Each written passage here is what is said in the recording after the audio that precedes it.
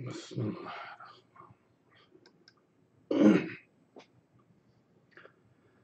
Assalamu alaikum. Aziz muhterem Şarkı Türkistanlık karındaşlar. Bugün yeni bir video bilen karşınlığa çıkıp oturman. Sizlerge mulakat kıygan Allah hamdülillah olsun.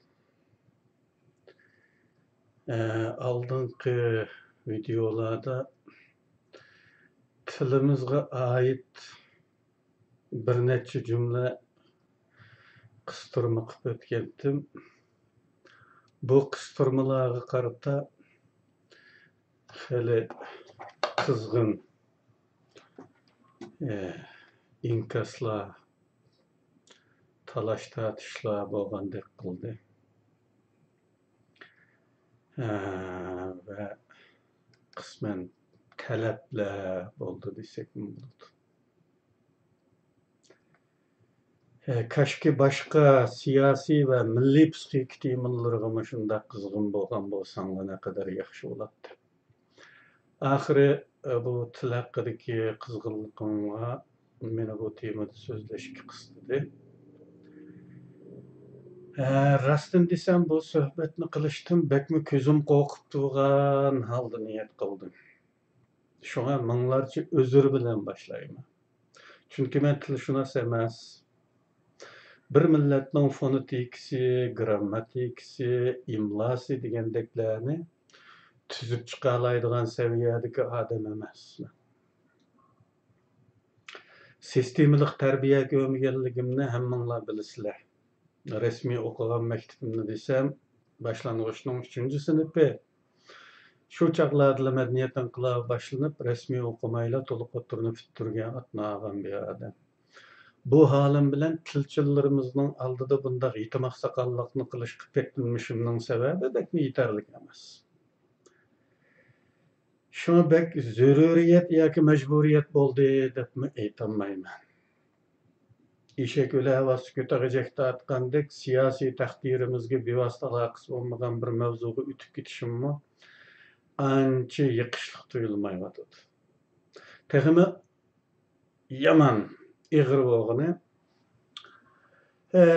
Abdurup Polat muallimni çet elde dep anlap kaldym. Şoňa tehimi ýüzüm kyzyrypdy. Ablykim kelkim bir itotada men bek nime kıp gitedikenmen.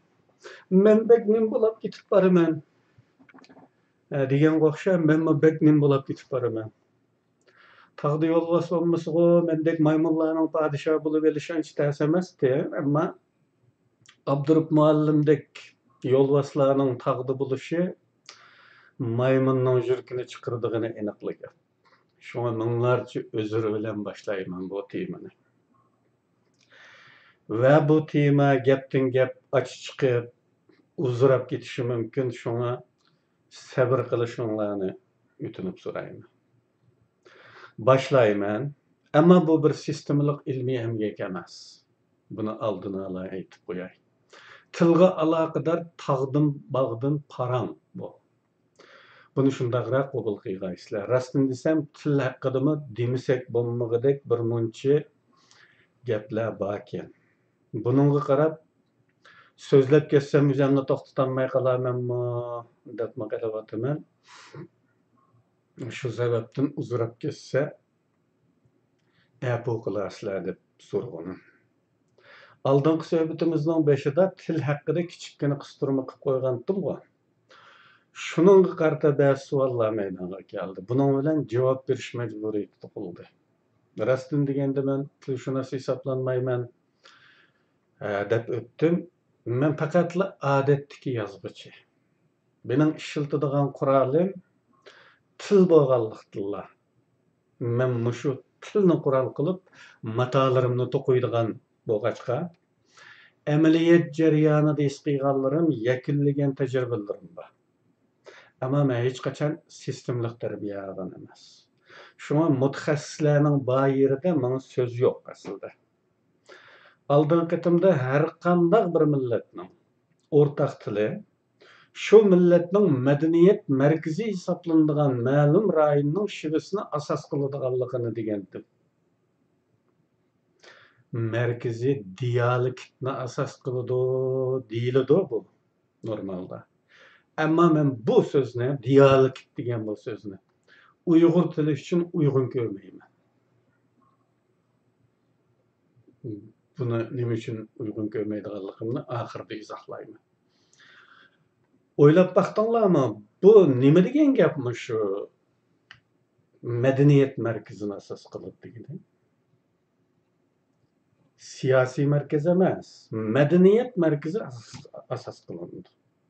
Masalan, Turkiyaning siyosiy markazi Ankara, ama madaniyat markazi İstanbul. Şuna Türk tili İstanbul şivasini asos qiladi.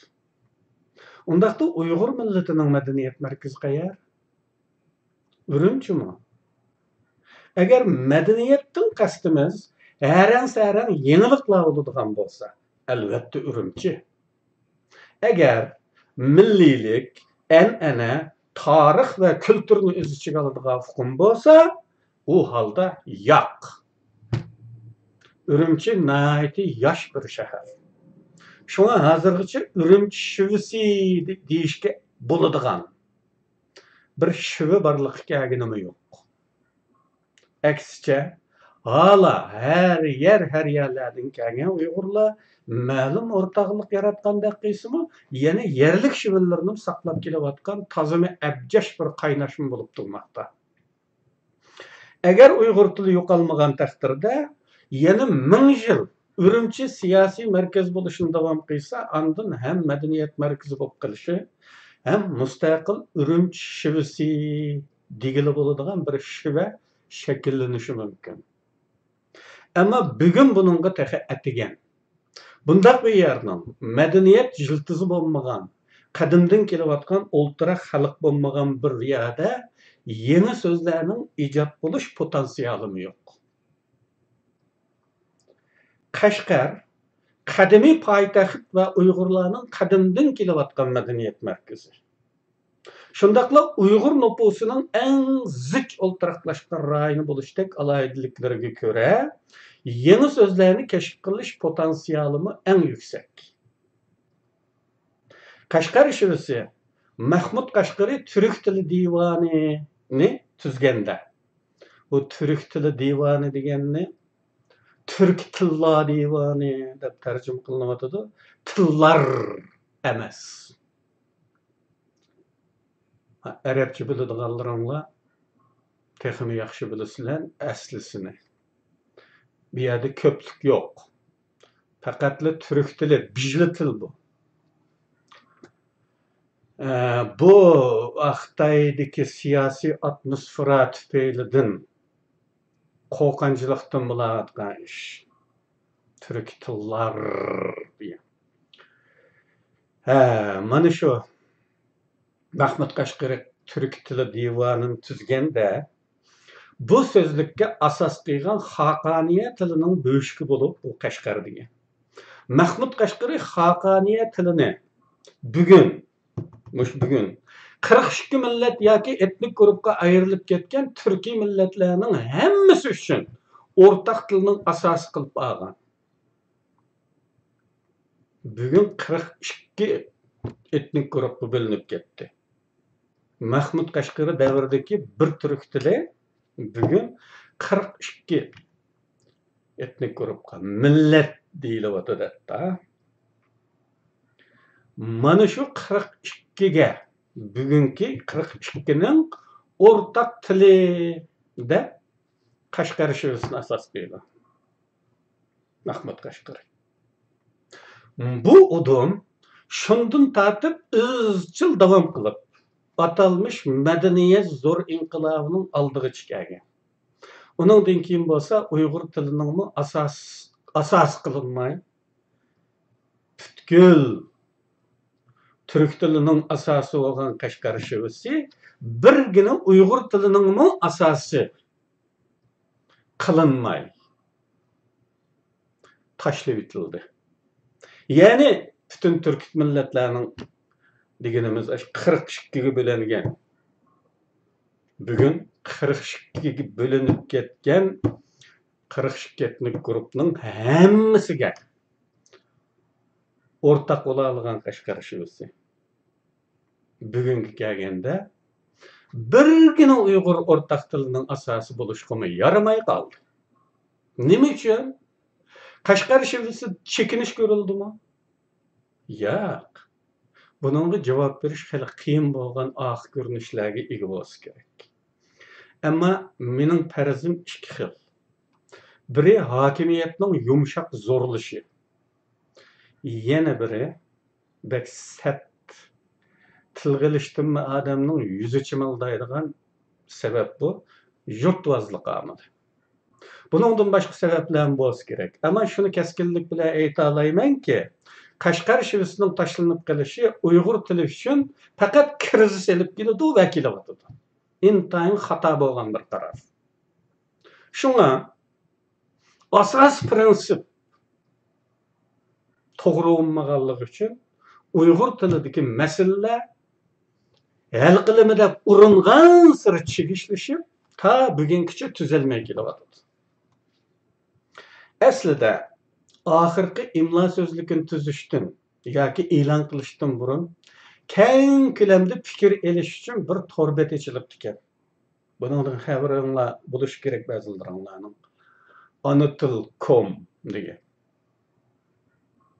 Bu torbetdagi talash tortishlarga menmi qatilgan edim.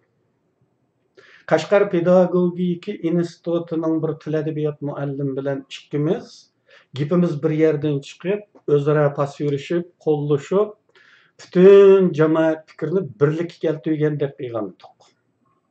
Qarshi chiqadiganlar bek oz va yoki ojiz qolgandek bo'lgan edi. Endi bu qatimqi imlo abadiylik bo'lib qoladigan bo'ldi degan umidda edim.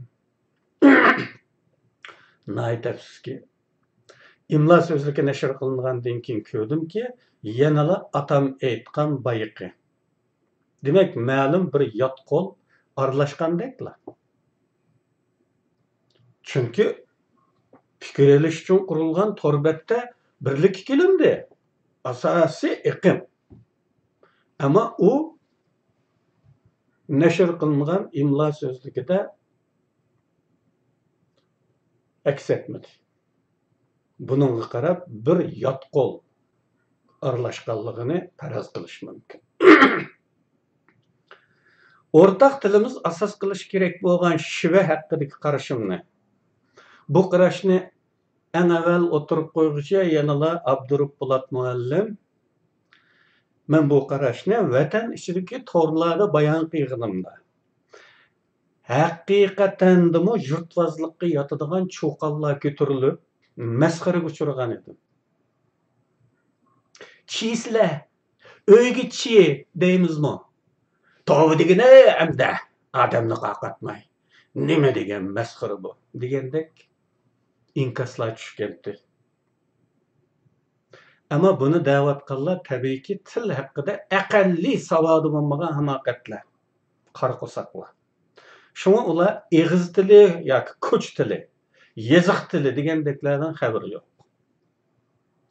Qashqarda tug'ilib, Qashqarda yashab o'tgan qaysi shoirning asarlarida uyga chiysizlar shaklidagi gaplar bor? Nazariyning, G'aribining, Xirqitining, Gumnamning, Zalilining asarlari Qashqar shivisini asos qilmay, Urumchinikini asos qilganmi? U chaqlarda Urumchi degan shahar bormidi? Bo'lsa qanchalik edi? Markazmidi? Til yoziq komiteti ularga Urumchi shivisini asos qilishni belgilaganmidi? Yo'q. Asrlar avvalgi bu asarlarda heliqi masxarabozlar tilga olgandek talaffuz yo'q. Chidim, chi degan shakldagi talaffuz yo'q. Sababi ularning asli vog'ini ko'ch tili, yeziq tili emas.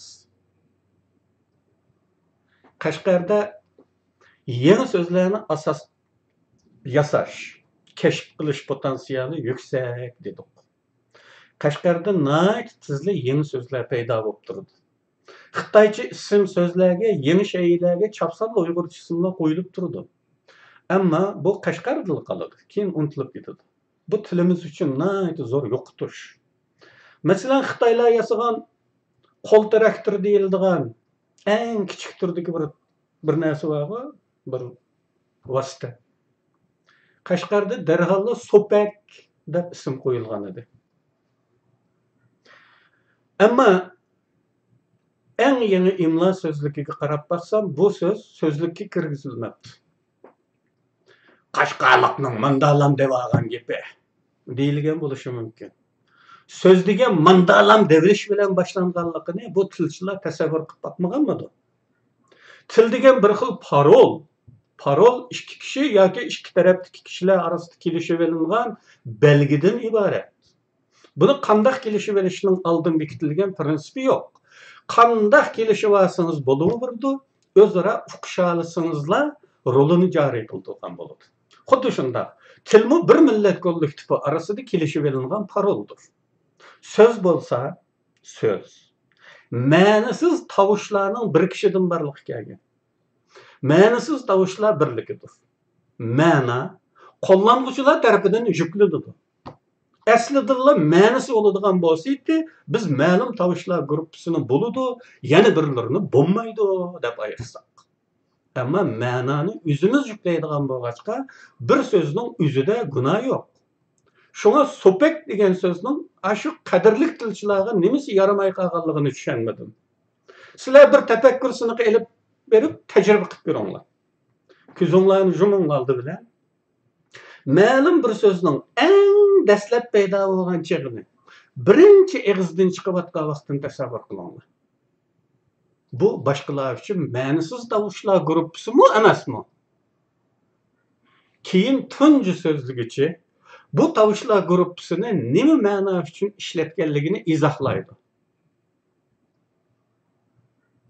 Awal bu izahny anlagan bir top adam arasında bu tawuşlar gruppasy mänaga ega boludy. Andan bara-bara bütün millet azalar arasında aşy närsiniň ismi üçin kollanyldy. Yoki aşy mäna, aşy maksat üçin kollanyldy. Şundaqmy qanda? Däl şundaq bolgaçka bir tilda bäzide köp mänilik sözleriniň mänalary kysgyrap birli mäna ifadalaydigan bolup galady.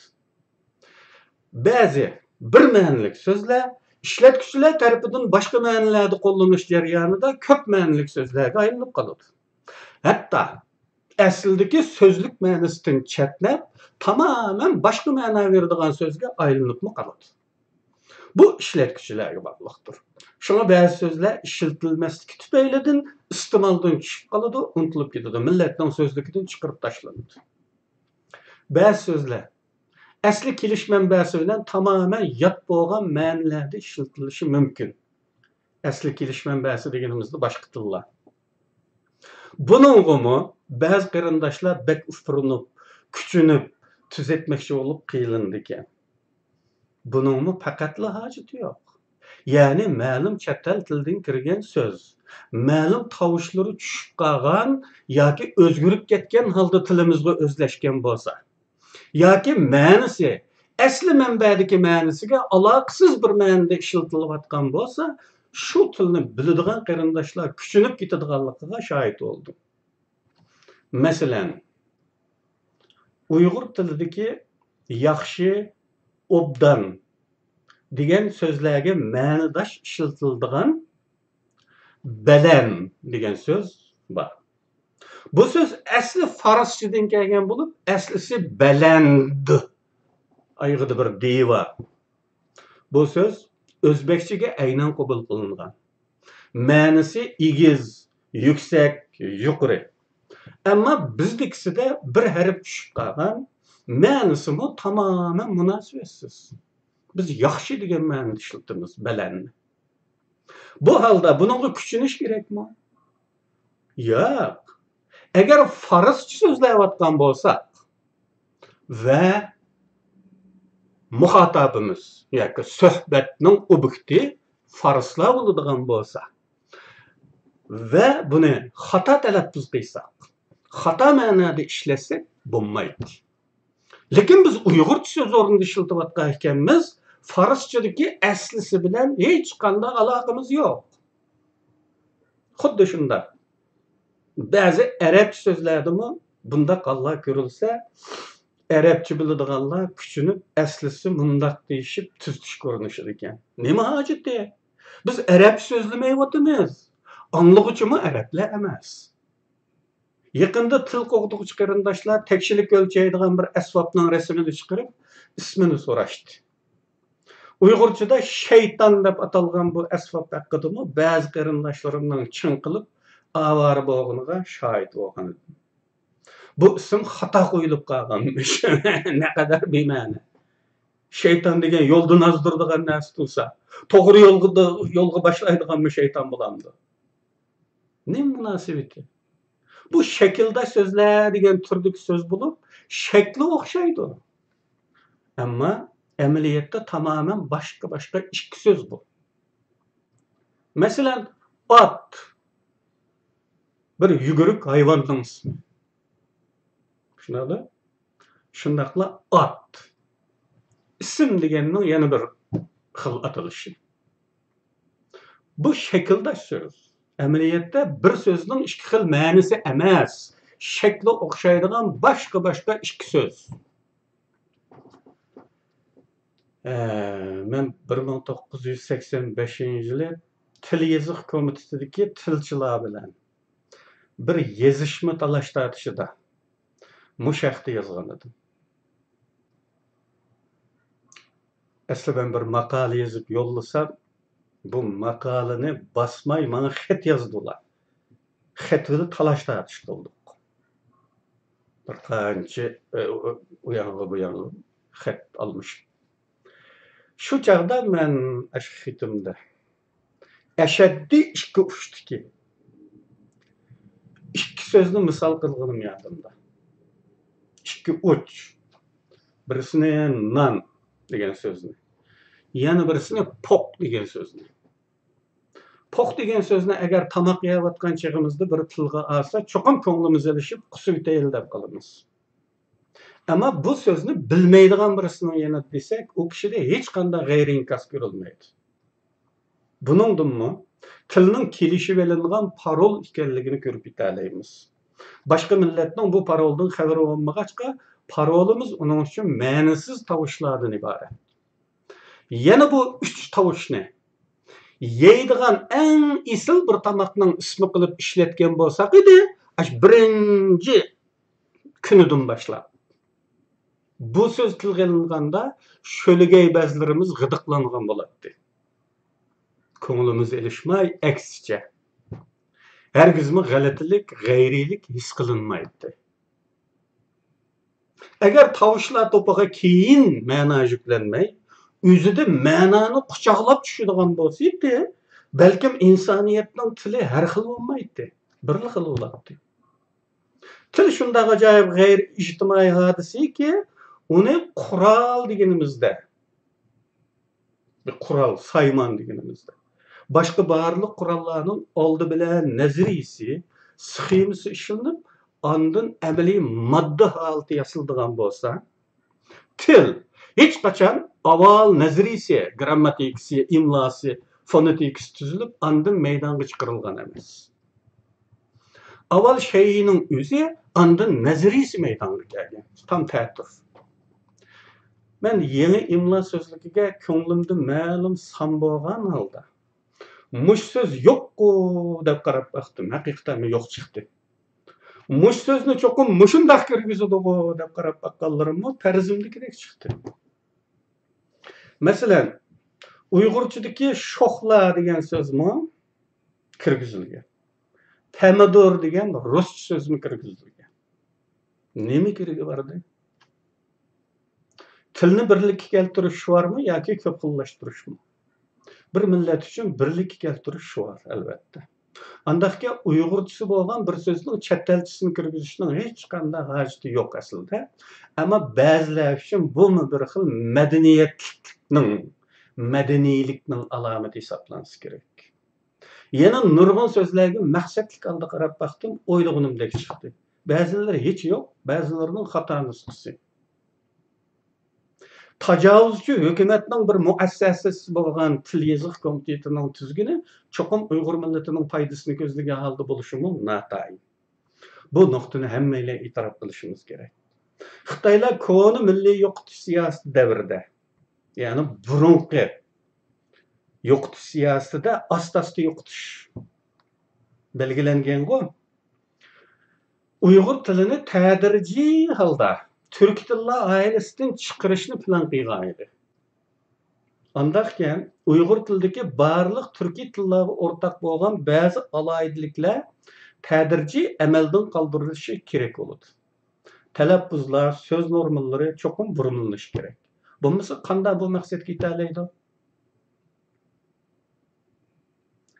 Endi bu qaqshashlarni oxirlashtirib, bir enimiz so'ragan so'z yasash masalasi haqida bir necha og'iz gap qilaylik. Aldınqı videonun asli mavzuga aloqasiz holda qistirılgan til haqidagi qo'shimchada chet el tillaridan so'z qabul qilishning universal prinsipini qisqacha tushuntirgandim. Endi so'z yasash yoki yangidan kashf qilish haqida deyishayli. So'z yasashning universal usullari bor. Bir shu millatga xos bo'lgan qoidalar mavjud. Universal usullar. Harf qisqartish usuli.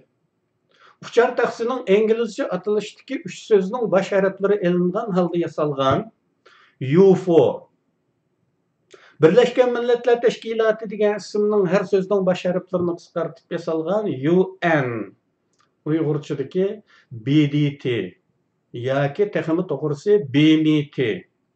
Bu sözün bizde xato tarjima qilinib, xato qo'llanilayotgan so'zlarning birisi. Chunki Birleşken Milletler Teşkilatı deyilsa, başqa millatlarda talep paydo bo'lmasligi uchun Xitoylar buni Birleşken Devletler Teşkilatı şeklinde tarjima qilgan. Bizdikisi Xitoychisining tarjimasi bo'lib, aslida nation millatga taxam uygun keladi. Amaliyotda Sovet İttifoqining 15 federatsiyasining vakillari bo'lgan. BMT'da. Yana Xitoy qo'ygan ism bilan vatanimizning to'liq atalishini qisqartish biraz ko'rilgan, umumlashmagan bo'lsa-mu, SHIUAR degandek. Shuar. Bu xil qisqartib ism yasash usuli chet el tillarida bekmi umumiy va bek keng qo'llanildi. Ammo bizda BDT'dan boshqasi umumlashgan unumidi degancha. Bu usulni kengaytirish foydali. Sözlerning so'rambalas uzun bo'lishidan saqlangan bo'ldi. Avval bir mezgil tırnaq ichida izohlab, keyin o'zini ishlatishga bo'ladi. Yana bir usul bo'g'im qisqartish usuli. Turkiyada 1999-yildan 2002-yilgacha yashagan chig'imda elektronlik avtobus bileti bor edi. Bu biletni avval to'liq nusxa aqlli bilet deb atab, keyin aqbil degan qisqartirilgan shakli umumlashtirilgan edi. Buningda ikki so'zdan birdan bo'g'im elinib, bu ikki bo'g'im qo'shilib yasalgan. Bu usulni bek afzal usul bo'lib, buni universal hisoblandi. Agar asli so'zlar qisqa, aslidagi so'z qisqa bo'lsa, faqat bir bo'g'imliq so'z bo'lsa, qisqartmayla ikki so'zni qo'shib bir so'z yasashgan bo'ladi. Qat ko'k. Buni bir qarindishimiz yasagan. Ot yaşlar türüdüm. Bazılarınla lanqa, bazılarınla kerem, yana bazılarınla kapusta deb ataydigan jumlaq şekilli qatma-qat ot yaşının ismini aşna yasaptı. Qat kök. Ne kadar güzel, ne kadar qısqa, ixcham. Ben bu sözünü işlettim kitaplarımda. Resmi kontekstde işlettim. Tilimizga xos bo'lgan ism yasag'ich qo'shimchalardan foydalanib ism yasash. Bu yuqoridagi ikki universal usuldan boshqa. Her millatning tilida ism yasag'ich qo'shimchalar, so'z yasag'ich qo'shimchalar deyilgan qo'shimchalar bor. Bu qo'shimchalardan foydalanib yasash. Bu qo'shimchalarning ba'zisi orqa qo'shiluvchilar. Ünalgı, sınalgı, tonlatgı qatarlıqlar şeklinde söz yasashqa işletildi. Aldı qoşulğuçuluk söz yasavçılarım var. Mesela mu. Bu aslında Arap tilideki söz yasaş qoşumçusu bulup, Arap tilidan kirgen bir munç sözler muşunda yasalgan. Mutafekkür. Tefekkürnün aldığı mu'nu qoşgandan keyin bu söz mutafekkür. Yani tefekkür kılgıcı. Böyle şahsni, adamni bildiryapti. Mutasavvur, tasavvur kılgıcı. Muhatap, hitapның objekti. Bu mu'dun paydalanıp bunda aldı qoşulğuçuluk söz yasavçılardan paydalanıp yasaşqan boludu. Dastlabda g'alati tuyulishi mumkin, ammo tadrijiy sinishidi. Endi biz mushu misollardagi xitob degan so'zni burunli qabul qilaylik. Tilimizda xitob degan so'z 1000 yildan beri bor. Lekin bizda xitobning objekti degan ma'noni bildiradigan so'z yo'q. Gerçi bu ko'p ishlatiladigan so'zlar qatoridagi odatlik so'z bo'lishib qaramay, xitobning objekti deganni bildiradigan so'z hala yo'q. Bu shundoq odatlik so'zlardan bakjiqlari yo'q tilimizda. Afsus. Şuna muhatap deganni ishlatishimiz tamamen mümkün. Bu aslisi Arap söz ama Türkçe'de mi işletildi. Bu yerdeki hatap, hitapның jiltizi. Hitap deganning jiltizi. Mu qetilgandan keyin hitapның objekti deganni bildiradi. Bundan başqa bir necha tovushni biriktirib, ma'nisiz tovushlar gruppasi bilan so'z yasab, ma'no yuklash. So'pak. Yuqorida dedik ya, Qashqarda yenidan meydanga kelgan so'pak. Bu söz en iftidai davrlardan kelgandekla tut söz bulup, ne sözlerden ne qo'shimchalardan tarkib topmagan. Til tovushlarını gruppalaştırılıp kelgan. Ne kadar isil. Mana shuningdek qilib qopiyadosh bir munch tovush gruppasi borliq keltirish mumkin va uningga ma'no yuklash mumkin. Masalan, dupek, tupek, g'upek, zupek. Bunun ma'no yuklasında bo'ladigan ish. Hozir iste'moldan tushib kelayotgan qadimgi Uyg'ur tilidagi so'zlardan ba'zilarini tirildirish. Masalan, sang'un. Bu sang'unni faqatla uch podshohlik haqida qissa va yoki suv bo'ydani tarjima qilish uchun o'ylab topgan narsa emas. Qadimiy ajdodlarimiz ishlatgan bir isim ve bu isim Xitoylar tarafidan qabul qilinib Jangjun deyilgan. General bizdan qabul qilgan Xitoylar. Chunki biz urushqoq bir millat, harbiy xarakterimiz kuchli bo'lgan bir millat edik u vaqtda. Jimi urushni biz qo'zg'aydik. Xitoylarga qarshi, Xitoylarga aram bermaydik. Oxiri Saddichinimiz so'qashga majbur bo'ldi ya. Andaqken biz harbiy xarakteri kuchli bo'lgan bir millatda kashf bo'lmamda bu harbiyga xos bir so'z tabiiyki. Masalan, jangchi degan so'zmi Xitoylardagi jangshi degan jangchidan kelgan. Go'yo Xitoylar ulug' millat bo'lg'achqa uli boshqalardan so'z qabul qilmaydi-da, biz ulidan qabul qilgandek bir xil xato tushuncha bor. Masalan, jang. Xitoychadagi jang bizdan kelgan. Biz jangni ko'p qilgan bir xalq bizda bo'lmay, biz kashf qilmay uning ismini Xitoy kashf qilib, biz u jangni ismi yo'q qilganmidik va ulardan keyin qabul qilganmidik. Bu tartib bu. Bu sözlerini bugunmi bu iste'molda qo'llanilayotgan bo'lg'achqa, shu turdagi so'zlar Bizmi o qadimki Uyg'ur tilidagi bu so'zni tashlab etmasak bo'ladi. Agar bu turmushimizdan chiqib ketgan bir narsaning ismi bo'lsa, u holda bu chiqqasi to'g'ri bo'ladi. Lekin bu turmushimizda bor bugunmi. Ama biz bunu general deb ishlatyapmiz. Sangun, ne güzel. Çaşt. Çaşıt. Casus. Yaki razvedchik. Çaşt. Biz kadimdi bu çaşt. Nima uchun bu çaşıt? Çünkü biz harbiy millatmiz. İntayin urushqa hammayli askar bir xalqmiz qadimda.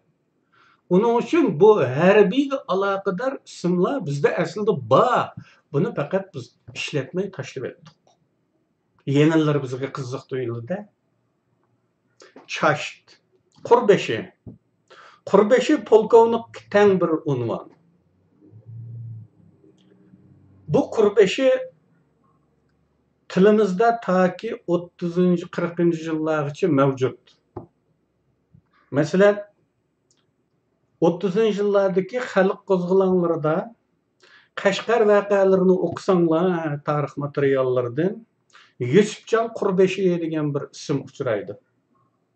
Bu Yusufjon Qurbeshi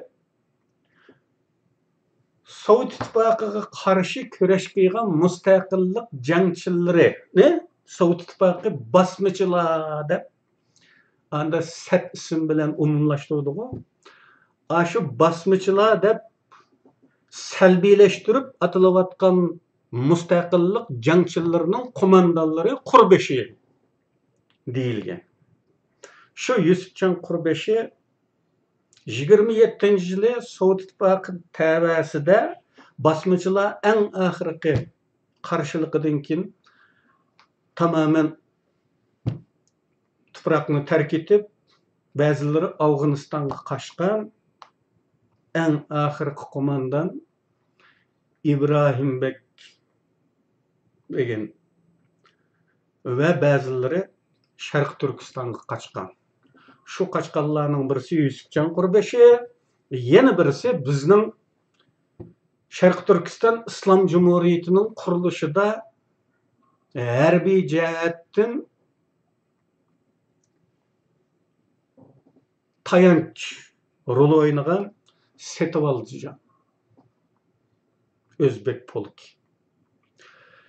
Ha şu vaqtcha bu Qurbeshi degan ism bor. Topbeshi. Mashqavul.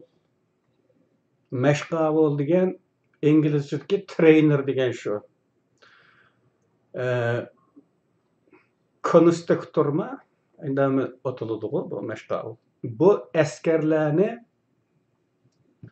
tarbiyalaydigan adab. Endi Turshavul. Turshavul oldin yurgich qo'shinining ismi. Mana shunda qadimgi zamon Uyg'ur tilidagi ba'zi so'zlar bugun boshqa millatlar tilidan ariyat elingan so'zlarga almashtirib olindi. Buni asli keltirishga bo'ladi.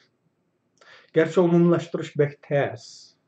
Çünkü til tabiiy shakllangan, ya'ni buyruq bilan yuqoridan yo'llangan narsa emas, xalqning ichida tabiiy shakllanib va umumlashadigan narsa bo'lg'achqa sirtdan tengilg'ini bek tez umumlashadi. Endi yana biri xalqimizdagi her biri birdan vangshovji bo'lish alayidlikimi? Bu iştimi bek cho'ng to'salg'iliq rol o'ynaydi. Men yasagan sözge siz ko'ngil olmaysiz. Sizninkiga men. Shuning bilan chet el so'mulishib ketadi. Kim eng avval nima deb yasagan bo'lsa, shu so'zga ma'qul bo'lib qabul qilsaklar, nayt tizla yuklagan ma'nomiz bu tovushlar to'pini ma'nalik bir so'zga aylantirib Çatak yeri qabul qilmasligimiz.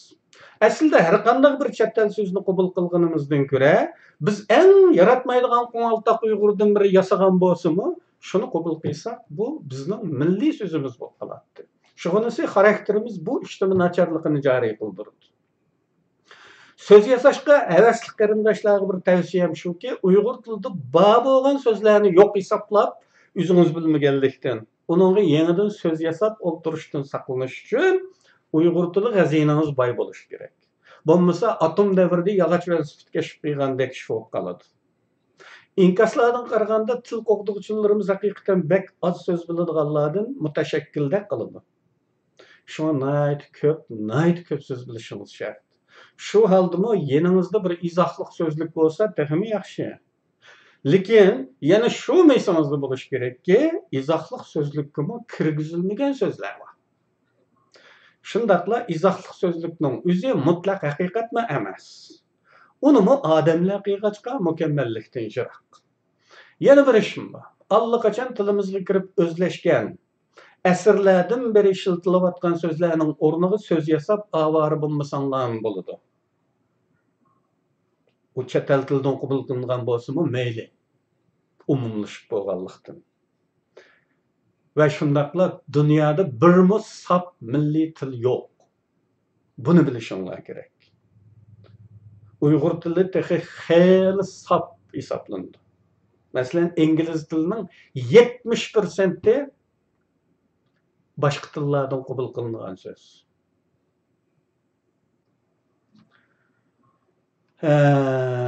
Agar bundaq asrlardan beri bar bir sözning, umumlashib bo'lgan bir sözning o'rniga söz yasashga urinsanglar, bu tirishchanliginglar bakaga ketadi.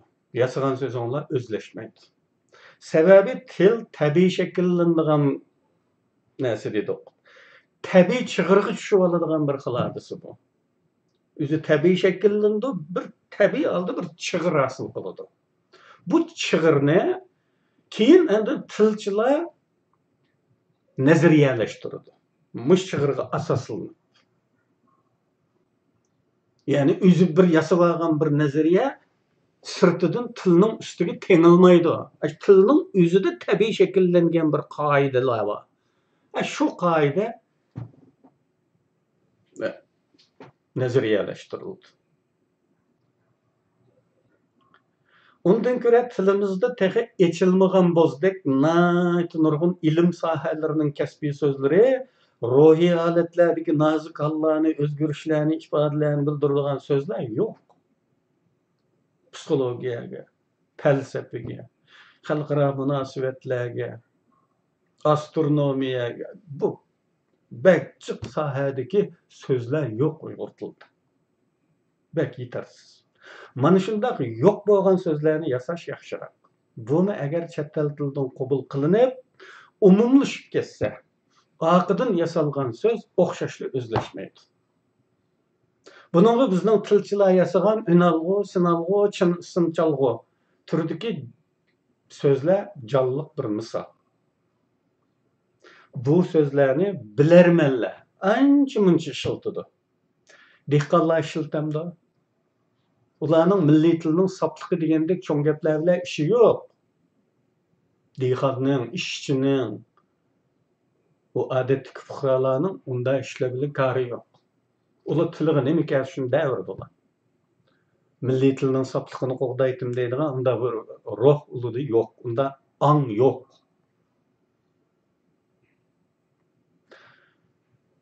Şuna agar bir yeni şeyi turmuşimizga kirib kelganda qanday ism bilan kelgan bo'lsa, shunisi xalq ichida umumlashadi. Agar mahsulotdan ism keyin qolsa, o'zlashmaydi. Ya'ni bugun bizning uzoq yuzida Xitoy ko'rmagan dehqonlimi Denshi deydi. Televizor demeydi. Yoki TV demeydi. Nima uchun? U mas'uliyat bizning turmushimizga kirib kelgan vaqtida Xitoycha ism bilan keldi. Agar uning sanduqining ustida Uyg'urcha bir ism yozilgan bo'lsa, ashchaqda bu ism ashunda o'zlashgan bo'ladi. Ammo bu ism o'zlashib bo'lg'achqa Xitoychasi keyin yasalgan ismlar Aqsdan ivatib berdi Urumchidan uni xalq qabul qilmadi. Ve bunu eğer biz yazık tilida, nutq tilida davamlı zerikmey işletsek, belki 500-600, 1000 yılda ara umumlaşıdı. Til degan mana mandaq narsa. Birinci gün yoki başlanış to'xtasi bek muhim. Bunun shunday bir misol bersam balkim texmi tushunishli bo'ladi. Hech qaysini ko'rib bakmagan bir narsani ko'tarib keldim. Sizlarga buni ko'rsatdim.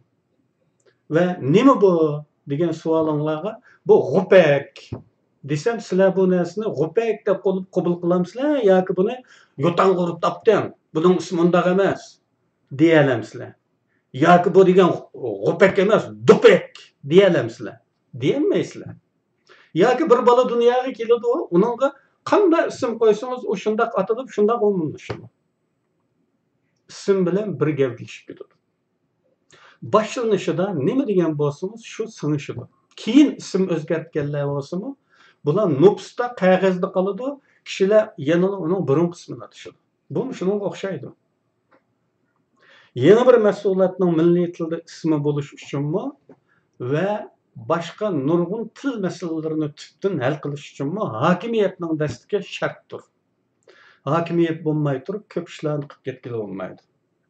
Xuddi boshqa ishlarimiz uchun zarur deganimdek, buningdimi hokimiyatning zo'rlash kuchi shart bo'ladi. O'ziga qo'yib bersangiz, denshi bangshang deb yuraverdi bizning xalq. Nima kari bor unda? O milliylik bilan nima aloqasi u xalqning? Xiyoliga kelib qo'ymaydi. Uning uchunmi hokimiyatning zo'rlash kuchi shart bo'ladi. Endi dialekt deyilayotgan yo'g'on gapning Uyg'ur tili ichidagi talaffuz farqlari, shivi farqlari uchun ishlatilishi bekmi xato ekanligini alohida ta'kidlayman. Yuqorida oxirida izohlayman bu dialektni deb va'da qilgandim.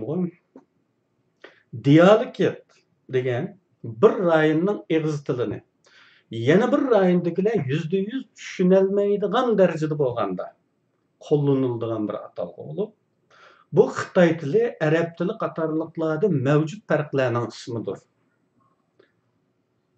Xitoy tilining o'lka-o'lkaninki talaffuzi o kadar farqli bo'ladi-ki, hatto ba'zida tushunmaydi bir-birini. Bir-biriga yaqin bo'lganlar, chigirdash o'lkalar bir-birini biroz tushunadi. Bu oraliq qancha jiroq bo'lgan sari u jiroqlik texmi eshib, bu farq texmi yo'g'inab, hatto tarjimon ketadi Xitoylarda. Mandarin Xitoylari bilan Kantonez Xitoylarining orasida rasmiy tarjimon ketadi qarindoshlar. Mana bu kadar cho'ng farqlanadigan farqlar uchun dialekt deganni ishlatamiz. Ama bizninkilar bilimli ko'rinish uchun chet elliklarga taqlid qilib, Uyg'ur tilining ichida dialekt deganni qo'llanyapti. Uyg'ur tilida shunday farq bormi?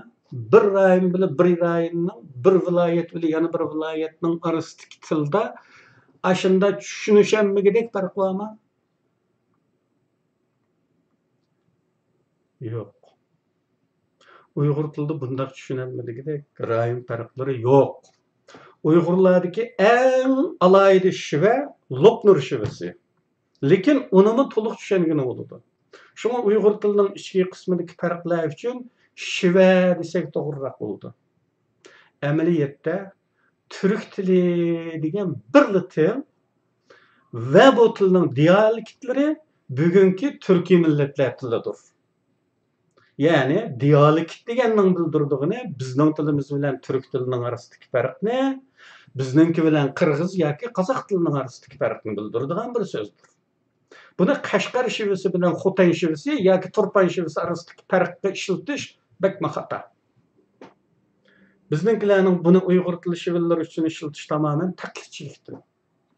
Chet el terminlari ishlatish go'yo odamlar bizni bilimlik ko'rsatadigan bir omil bo'lib qolganlikdir. Bundaq taqlidchiliklar grammatikimizning tuzilishidan ko'rilgan.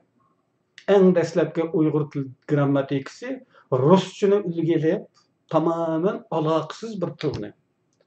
Ya Türkçini yoki Özbekçini ilgasat bir gep. Rusçunu ilgelip Rusçada 6 kiliş olganlıktan Uygurçada mı 6 kiliş kılıp tuzulgan. Bu 80-nji ýyllarga kelgende Hamid Tümür tarapydan agdyrılıp Uygur tilinde 10 kiliş balyk ilgiri sürüldi. Bunun togry ýa-ki hata garaş ekenligige mutahassisler birnim diýdiga iş meniň aksakallyk kılışym bek togry emas.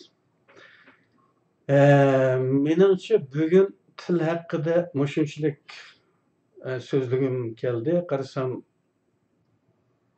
bazı açımakla çıktı. Her açımakka kitadigan bolsam bu işin ayıgıdan çıkanmağı dek durmuş. Şunu müşahit toxtatay. Eğer